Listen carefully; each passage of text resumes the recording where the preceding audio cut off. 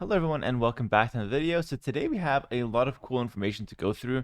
Basically I'm going to cover all things new DLC. We now have access to the tech trees, we have access to the unique units. They showed us some pictures from the campaigns and whatnot. So I'm going to go through everything there. And then we're also going to take a look at the new water changes. They're going to do a water overhaul that we saw in Thalassocracy 2 if you guys remember that tournament. They made some changes there, so we're going to take a look at the new water gameplay, and I'm going to cover that as well. So yeah, we got a ton of stuff to cover, ton of information. Let's go ahead and hop right in. It's going to be a lot of fun. I'm going to start by showing you guys some images of the new DLC. These were posted a while ago on the Reddit, but I just want to catch everybody up to speed because, again, a lot of this is new for me as well. So let's go ahead and hop right in. And if you're like me and you don't keep up with every news, we're just going to do it one shot right now. And all of this will be live February 17th, by the way, okay? Everything live 17th February. That's the DLC, the new CIVS, and the water rework as well. And you can see the tabs up here. I've got it already. So let's get started. These are just some screenshots that, again, were posted a while ago on the Reddit, but super cool. I love the architecture of the new CIVS, by the way. I didn't expect to like it so much because, like, the current Meso architecture is not bad, but this is, like, really good. I was really impressed. So, I mean, I just love how it looks. As you can see, some new naval units there from the water rework. We see some, it's a bit hard to see, but maybe some new units around here. This could be some campaign-specific units, but I do see, I think that's like a pikeman or something, so we have some familiar faces as well. I'm just going through the screenshots pretty quickly. I also see some gunpowder, which is interesting, but I don't think the gunpowder should be other civs, right? I think those have to be other civs. I think the new civs are going to be everything other than the gunpowder. Of course, some screenshots from the campaign as well, and take a look at just how beautiful this looks. I love how the campaign is set. Like, you got the jungle, you got the trees. I think the ambiance is so nice. And I actually might play this campaign just because of how nice this looks. I feel like it captured my attention a lot more than some of the other DLCs. Very interested in this one for sure. But yeah, taking a look here, very nice. So, again, nothing crazy. Just want to showcase those with you. Now let's get ahead and take a look at the 3 new civilizations and actually take a look at what this new DLC is. So it's called The Last Chieftains. Now, what is The Last Chieftains? That's a good question. So The Last Chieftains is a DLC set in South America, primarily during the late medieval period.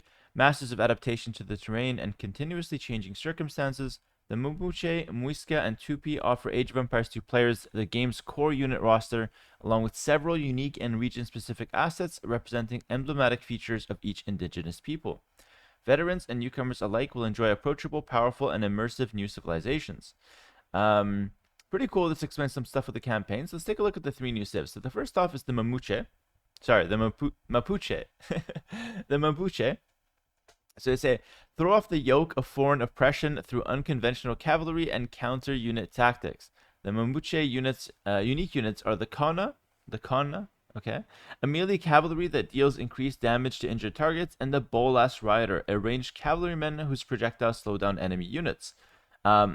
So that's interesting. So they have 2 unique units, which seems to be a theme with civilizations nowadays. Like, back in the day, you had 1 unique unit barely. Like, you're lucky to have it. Nowadays, you get 2. You get 2 unique techs. You get your own architecture. It's we've come a long way here. But okay, so they have 2 unique units. I don't know where they are on the screen. I couldn't tell you, to be honest. But we'll just move on here. We're gonna take a look at them in the text tree. Don't worry, I got tabs. Muisca, dominate the Colombian Andes with economic prowess, piety, and deadly ranged soldiers.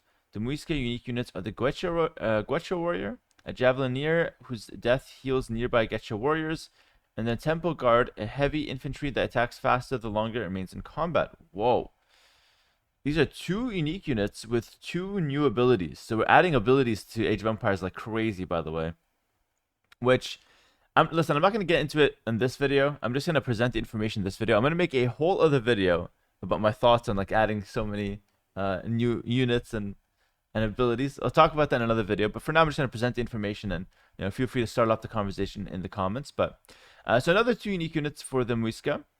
So it's mostly ranged. It's going to be like a ranged infantry civ. So here it might be like some cavalry civ. They have 2 cavalry unique units. So that's the Mapuche. And the Muisca will be more like infantry spam with like archers as well. And then Tupi, master the jungles and coastlines of modern-day Brazil. With infantry and ranged soldiers, the Tupi unique units are the Blackwood Archer, an inexpensive ranged unit that trains in pairs. And the Ibirapema warrior, a heavy infantryman who deals area damage. So again, 2 new unique units once again for the Tupi. And it's also another archer and infantry civ. So 1 cavalry civ, 2 archer infantry civ. And I feel like it's going to be focused on spam. Because like here it's like you have to die to heal your units. And then you attack faster the longer it remains in combat. That guy might be tanky, I guess. But I have a feeling that this one specifically, like you train units in pairs, that's going to be a lot about spam, which I think is interesting. We'll see how that plays out. Several region. Wait, it's not over. Several region-specific assets for increased immersion in South American history. So we have other types of units. Champi warriors, fast infantry who can build outposts and excel at scouting, raiding, and fighting ranged soldiers. Available to the Inca, Mapuche, Muisca, and Tupi. Oh, this will replace the Eagle Warrior 100%. They're going to take Eagles away from Incas. And they're going to give them Champion Warriors instead. And so only Aztecs and Mayans will keep the Eagle Warrior. I'm guessing, actually. I said 100%, but I am guessing. I'm going to take a look at the text tree later. And then Slingers, this was originally only for the Incas. Now they expanded them to the Incas, Mapuche, Muisca, and Tupi. So Inca is being thrown in with these guys, by the way. Which is interesting. And then settlements, buildings that support population and serve as drop sites for all resources. What? The Inca, Mapuche, Muisca, and Tupi can all build settlements. That's so insane. So it's like a lumber camp, a mill, and a mining camp, and a house. It's 4 buildings in one. Holy, that's crazy. That's going to be so broken. But like, I actually can't wait to play with that at the same time. Like that sounds fun actually. But that will be strong for sure. I would say that right off the bat, this would probably be one of the main reasons these civs will be played actually in competitive play. We'll see though. Okay, let's take a look briefly at the 3 new campaigns. So we have Lautaro, the Mapuche campaign. After witnessing his village's destruction, the young warrior Lautaro vows revenge on the Spanish conquistador Pedro de Valdivia. Can Lautaro change his people's fate by mastering Spanish tactics? Fair enough. That's pretty cool. So you see like the Mapuche units here. Again, a lot of cavalry units by the looks of things. Some infantry and some slingers.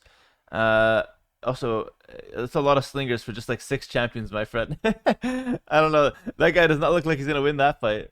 Then the Spanish horde, of course. Super solid though. Looks cool. And then you have El Dorado, the Muisca campaign. Commander Pacanchique is forced to pick a side between 2 powerful rulers, yet his true loyalty lies with his beloved Aze.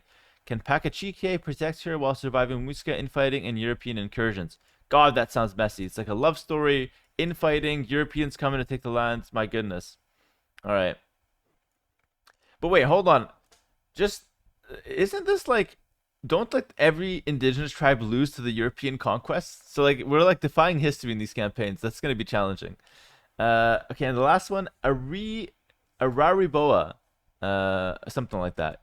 When a rival tribe threatens its people with extinction, a chieftain, Arariboa, resolves to protect them at any cost. Will he be able to secure Portuguese aid and reclaim his people's lost homelands? So this guy's working with the Portuguese. Interesting.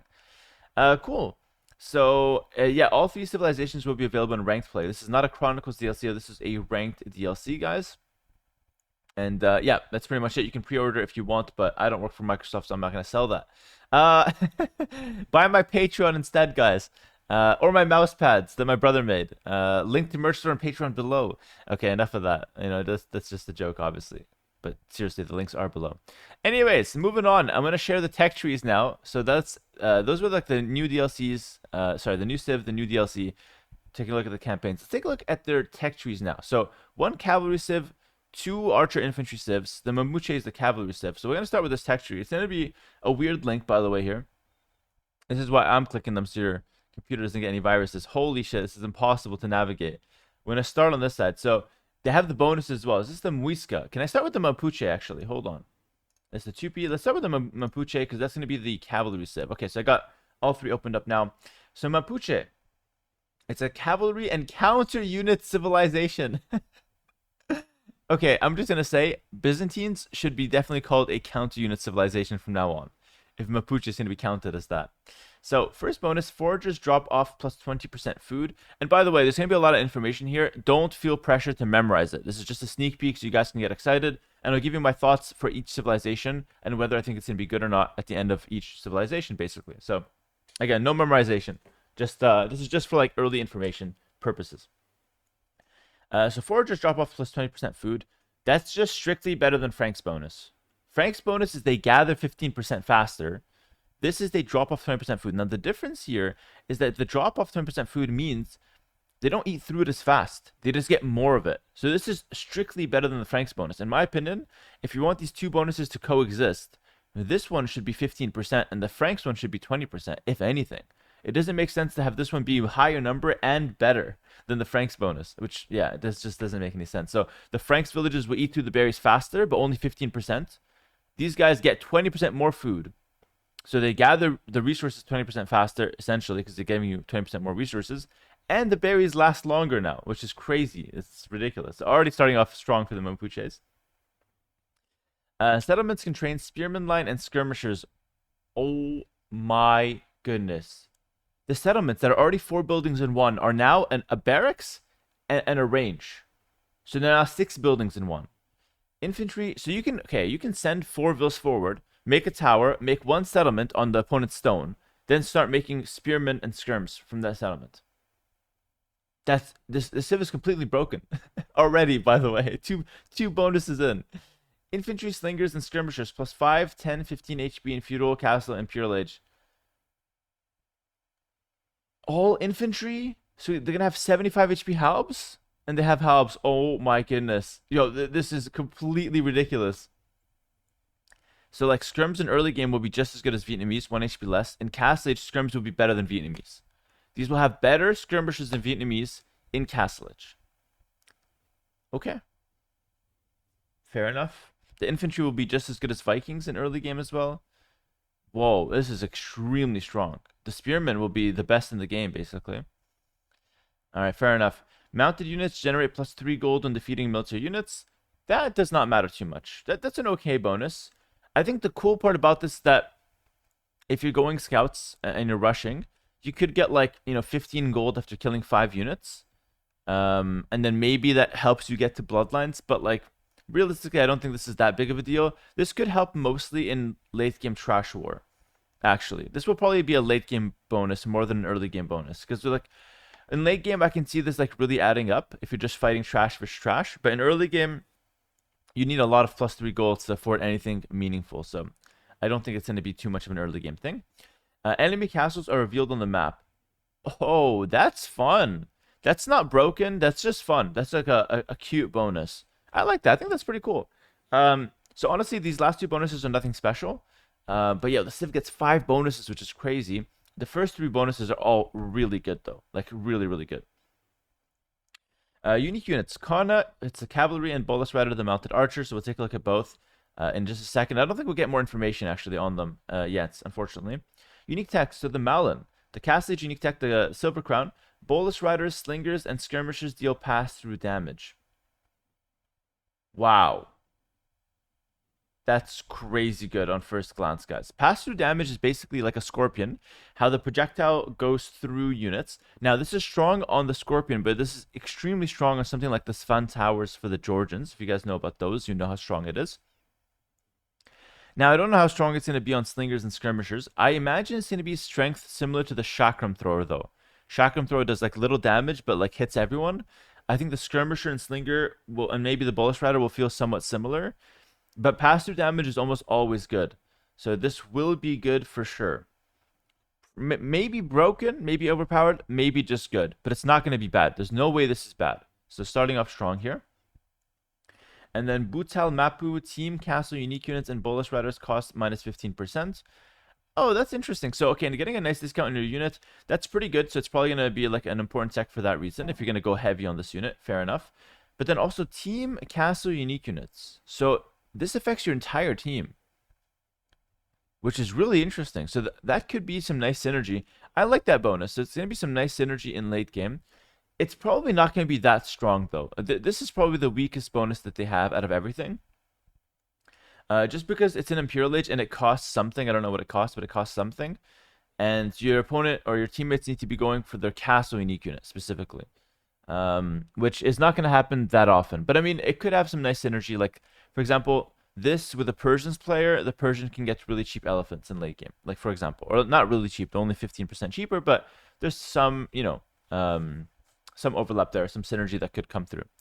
And then team bonus, spearman line and skirmishers +2 line of sight. Yeah, that's pretty good. It's going to help your early game trash rush, but nothing to brag about. So let's take a look at the tech tree pretty quickly.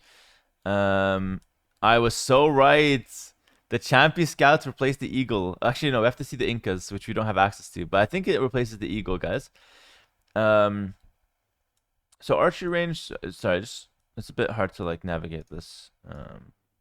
I'll just do it like this. So we'll take a look at the archery range and barracks here. So in the range, they have crossbow skirm.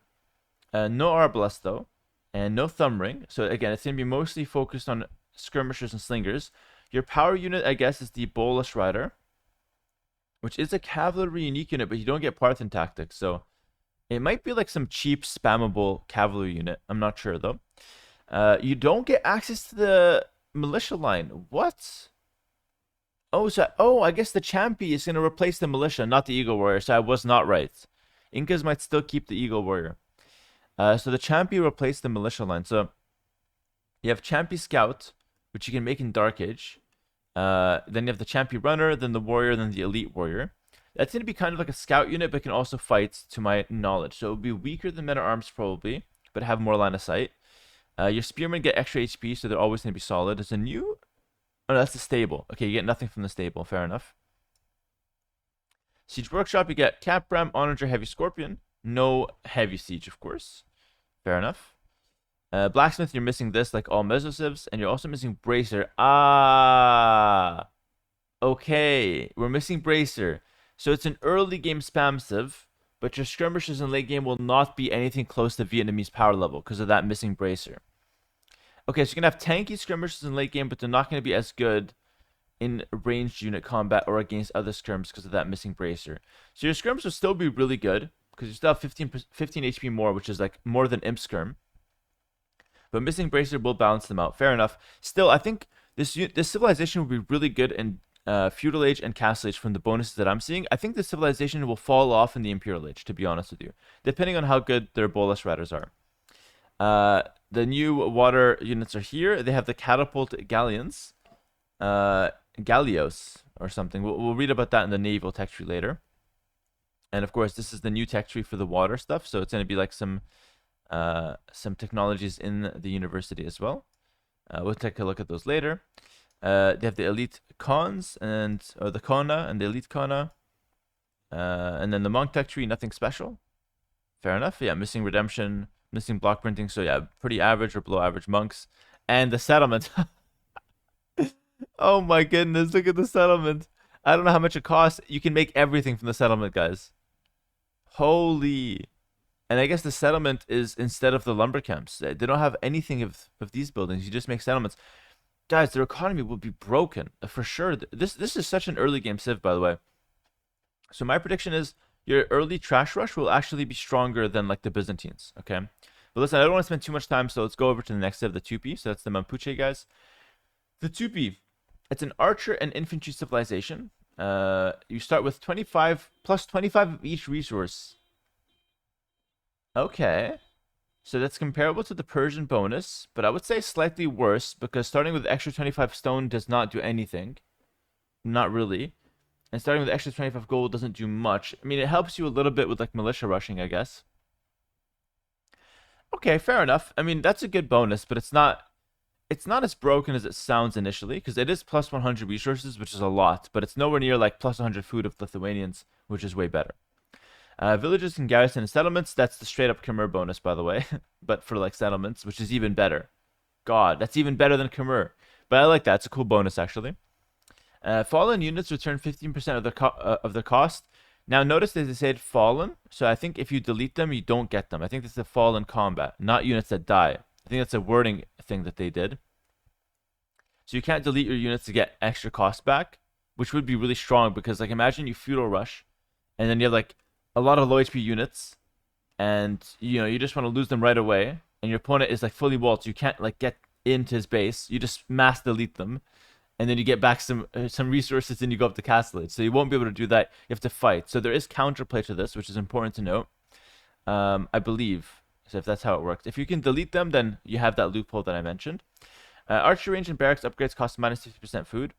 That's a good bonus. Doesn't seem broken, but that's a good bonus. Nothing here feels really good, but everything here feels solid, okay?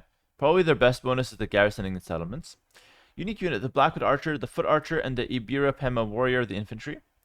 Unique tech is the Caciques, the Champion Warriors and Slingers attack 25% faster. Okay.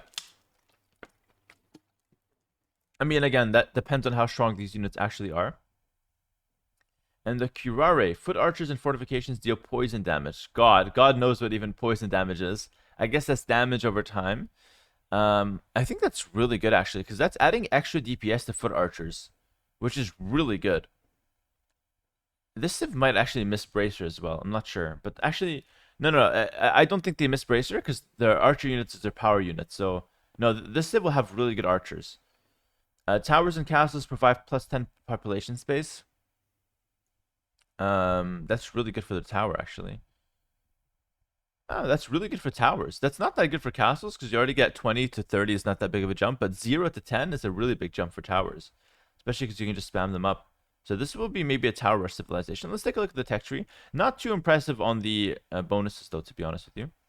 Then looking at their barracks and range. So they have the Champion Warriors fully upgraded. And they have something else as well. Oh, yeah, the Ipira Pema. That's the heavy infantry, right? I think that's like the tanky infantry. I believe. We read about that earlier. Arbalest. Slinger, of course, available. No Thumb Ring, though. So you're going to have really strong Arbalest, but not fully upgraded. So you definitely have Bracer now. Okay, fair enough. It's hard for me to get conclusions, but they will have halbs to protect themselves against cavalry. Siege Workshop, they get everything except Bombard and Siege Onager. So they get Siege Ram, which is nice. Blacksmith, missing Blast Furnace, but you have everything else. Blast Furnace does not matter that much, though, because if your Champion Warriors will attack more, will attack faster, it shouldn't matter that much. And like halbs don't really need it, and these guys are meant to be tanky anyway. So Blast Furnace missing is not that big of a deal.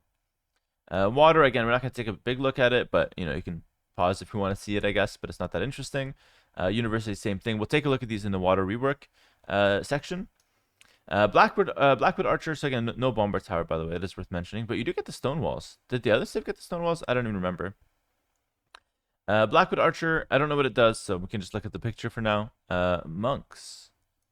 That looks like a different kind of monk, actually. I'm not sure if that's another unique unit or if that's like just a reskin, but that looks a bit different. You get redemption, you don't get block printing, so probably not that good. And then last but not least, you get the settlements here, but you can't make skirms and spears from them, so that's specific to the Mapuche. So fair enough. Pretty good. Let's take a look at the next and final Civ, the Muisca. Okay, let's take a look. So it's an archer and monk civilization. Advancing to the next age costs minus 50% gold. That's not that good. You save 100 gold in Castle Age and 400 gold to go up to Imp. 500 resources total. That's just worse than Italian bonus. That's not very good. It's okay, but it's not very good. Settlements cost minus 25% and heal nearby units. Wait, that's broken. You can heal in Feudal Age. You can heal in Dark Age. So in theory, you can go like Militia Rush with a forward vil. Okay, hear me out. 2 forward vils, you make a barracks forward, then you make a settlement forward. You can take wood with the settlement or whatever resource near your opponent's base, spam out the militia. You can harass your opponent with the villagers as well. So you harass 2 villagers and like 3-4 militia. And then you can heal them in the settlement, which can gather any resource. And you can just build that forward. That's really strong. That will be abused like nothing else, guys. Or even, you just have archers and skirms, you fight, then you go back and you heal. Luckily, though, they don't have cavalry, so like it's not as abusable like the Georgians were when they first came out. But still, this is still really strong, guys. Because you can heal units in Feudal Age and not in your town center. So like the downside of healing in your town center is that you have to garrison in your town center. But here you can just heal next to your mining camp, which is where you want to be anyways. So like, guys, depending on how fast this heals, this could be really strong. At worst, this is just an economy bonus that makes your settlements cost less, which is also really strong. So at worst, this is a good bonus. At best, it's overpowered. Champion Warriors and Archer range units +1, +2, +3 melee armor in Feudal Castle and Imp. That's good, but it's not great. It's going to be better for the Champion Warriors. Getting extra melee armor on Archers and Skirms is not the craziest thing, because they're quite weak in terms of HP. So they could be like really tanky in late game. I'm not sure. But I think that's a good bonus, but it's not as good as it seems. If it gave you Pierce armor, that would be insane, but it doesn't, so it's just decent. Monks regain plus 50% faith faster. Okay, that's what Illumination does. Or Illumination is 100%, I think. So this is a bit faster and for free. And then you get Caravan and Guilds for free, which, I mean, doesn't do a whole lot. I guess it's okay in team games. It's okay in 1v1 for guilds, but that's just an okay bonus. Not too impressive here, but it's still like a couple really strong. You know, maybe this one is the one that stands out. The settlements costing less.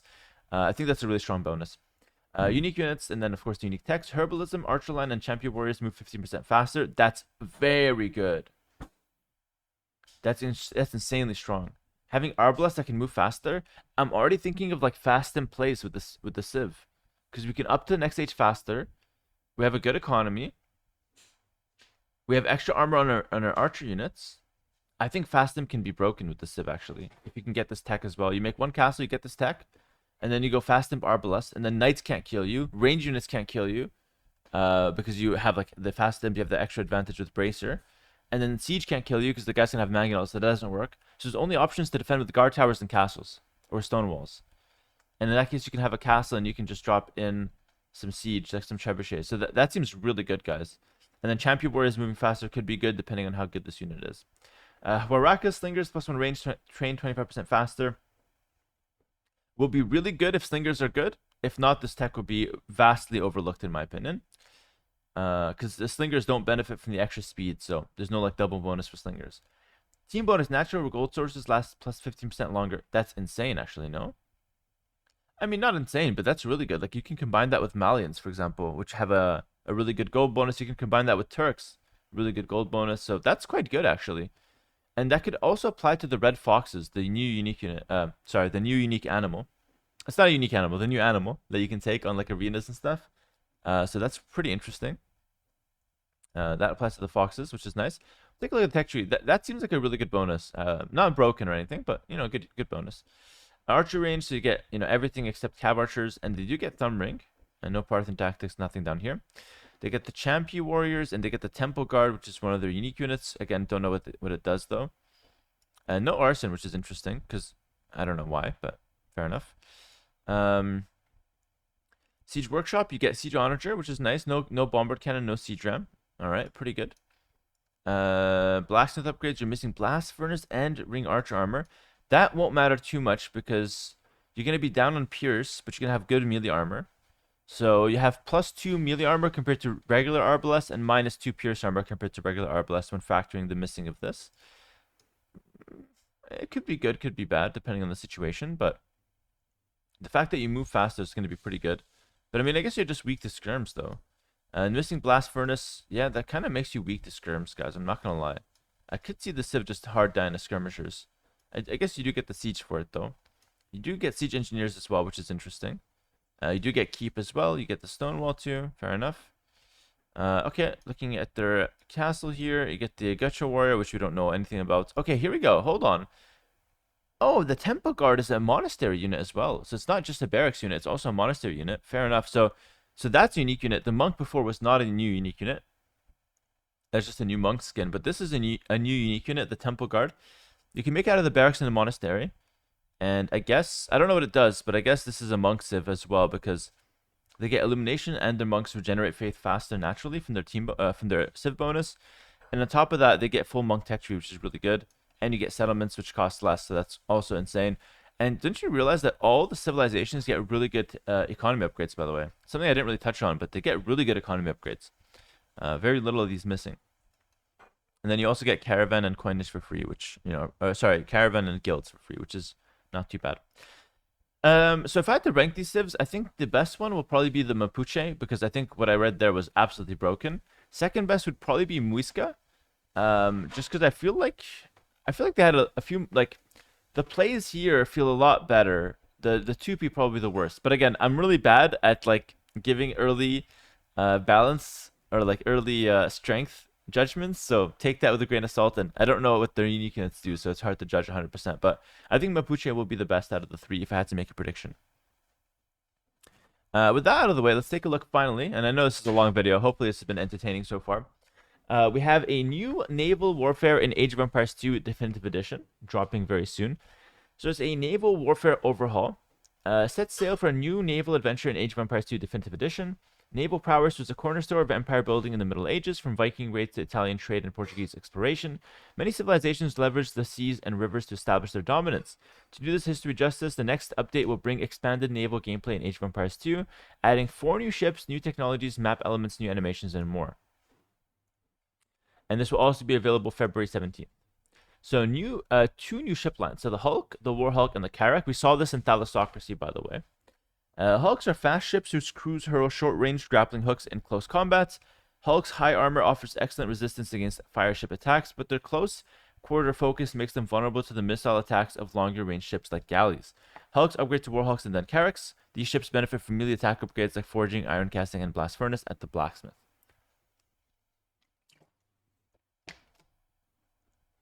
Then we have the catapult cannon, which was given to all the civs that don't have gunpowder, by the way.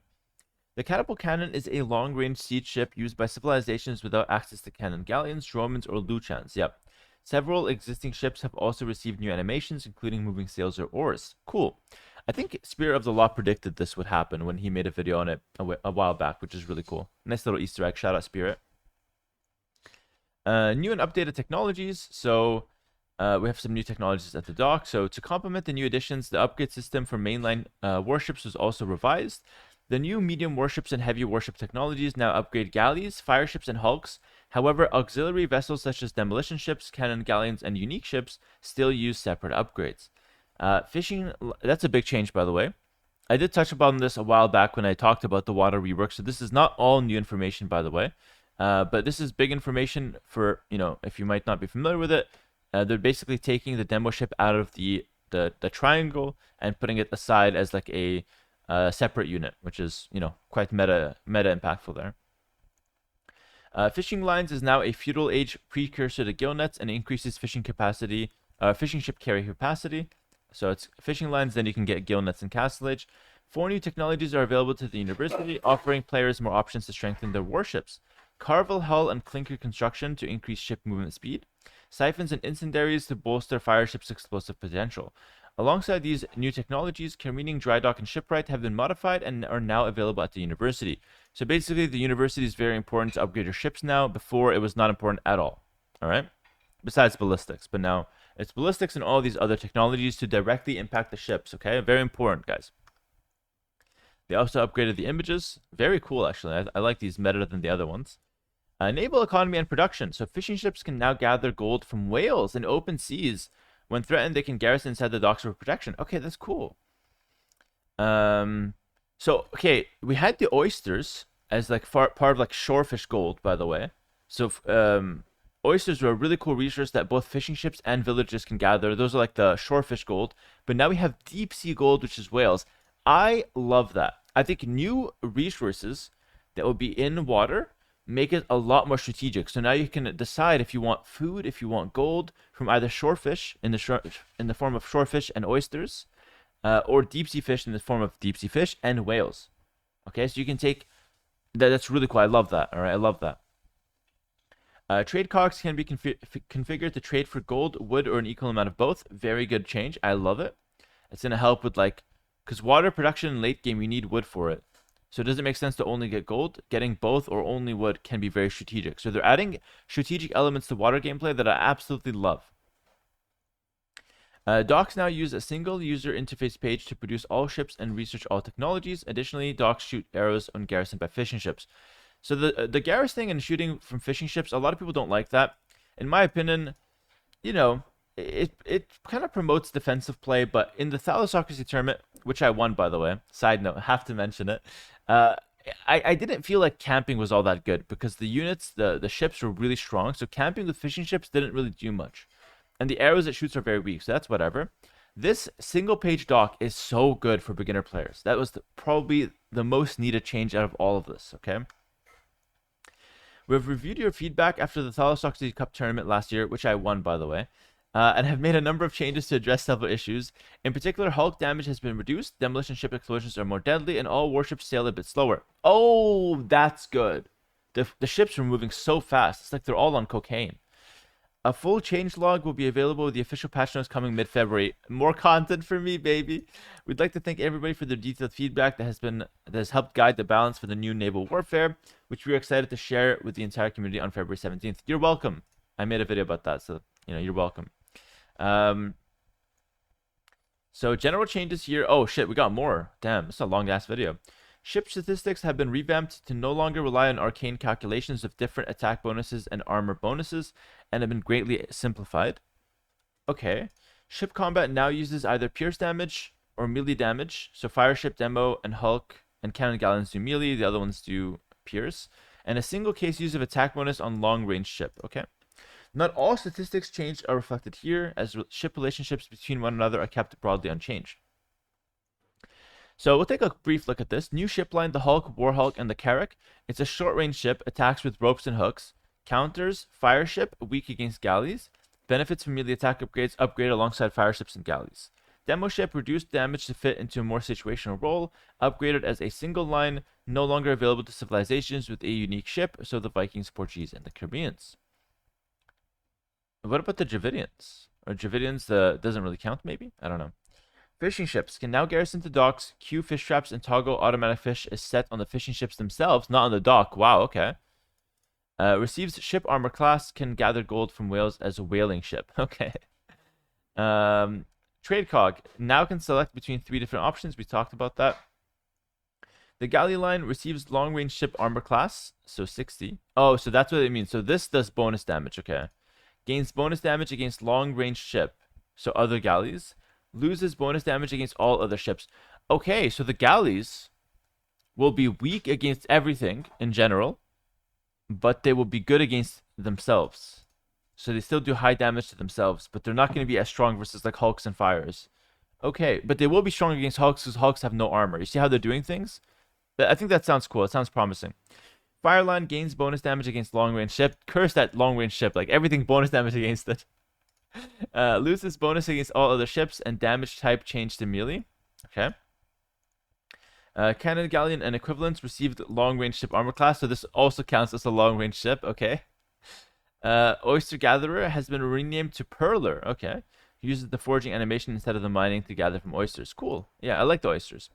Buildings to the dock. Docks can now be garrisoned by 5 fishing ships. Garrison docks shoot arrows like garrisoned town centers. Technologies, careening and dry dock move to town center. So dry dock effect changed from ships plus 15% faster to ships plus 1 pierce armor, same as careening. Careening cost changed from 250 food and 150 gold to 100 food, 200 gold, and then dry dock also adjusted. So now it's careening gives plus 1 pierce armor, dry dock gives plus 1 pierce armor. Simple. All right. Shipwright moved to the university. It does the exact same thing, which makes the ships cheaper and makes them produce faster. Very good upgrade. Gill nets effect changed from 15% faster to gather 10% faster and carry 5 more. And also got a price decrease. The reason this is really good is because it makes them weaker for fish trapping, like in Black Forest, that was abused very heavily, but makes them better for like the deep sea fish because they carry more, meaning they do less trips, which is better for further away fish. Good changes. War galley, galleon, and fast fire ship is removed, replaced with medium warships and heavy warships. Fair enough.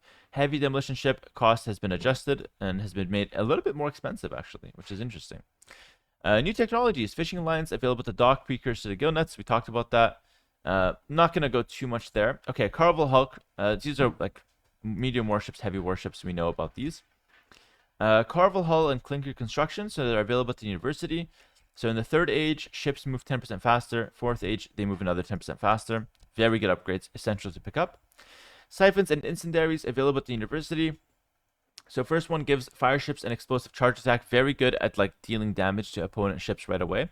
And then fire ships detonate when sunk, dealing damage against them. Also very, very good. But most civs don't get access to this one, by the way. So only specialized fire galley civilizations will get that.